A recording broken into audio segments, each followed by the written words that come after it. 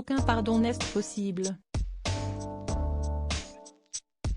Critiquée et menacée en raison de sa différence d'âge avec son époux, Brigitte Macron encaissait les coups depuis son arrivée au pouvoir avec son époux en 2017.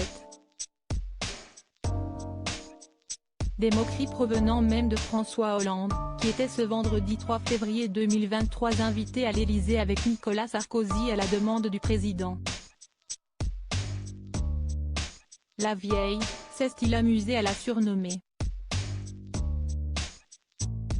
Un sobriquet peu élégant que la première dame n'a ni oublié ni pardonné selon Renaud Revel dans Les Visiteurs du soir, ce qu'ils disent à l'oreille du président, 2021, édition. Plomb.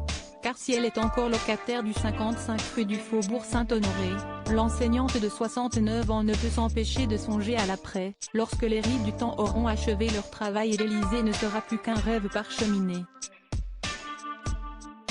François Hollande ne serait pas l'unique objet de son amertume. Dans leur propre bouquin titré Madame la Présidente, paru en 2019, les journalistes Avad Jamshidi et Nathalie Chouk ont révélé que Julie Gaillet s'est aussi prêtée au jeu de l'ex-président de la République.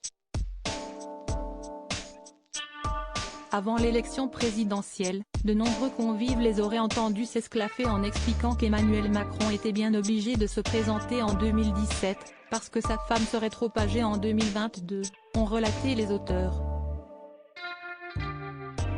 Une raison supplémentaire pour Brigitte Macron de cultiver une aversion pour l'ex-chef de l'État, dont elle n'a guère apprécié les cachotteries et qu'elle évite de croiser.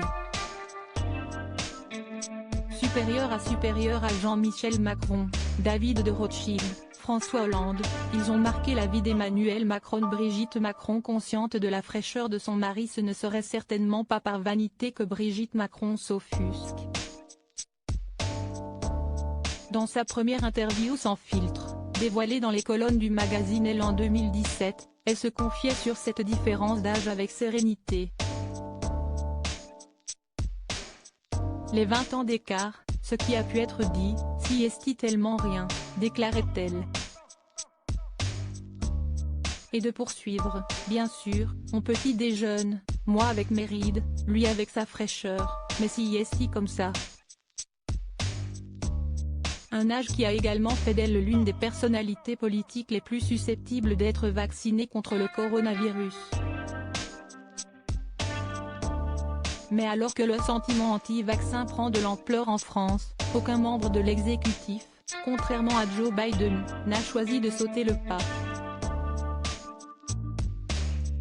De quoi pousser Apolline de Malherbe à pousser un coup de gueule le 5 janvier 2021, avec Brigitte Macron, qu'elle estime dans les tranches d'âge, en ligne de mire. Ça serait formidable, je pense, et ça pourrait aussi créer une forme de mouvement. Crédit photo, Cyril Moreau.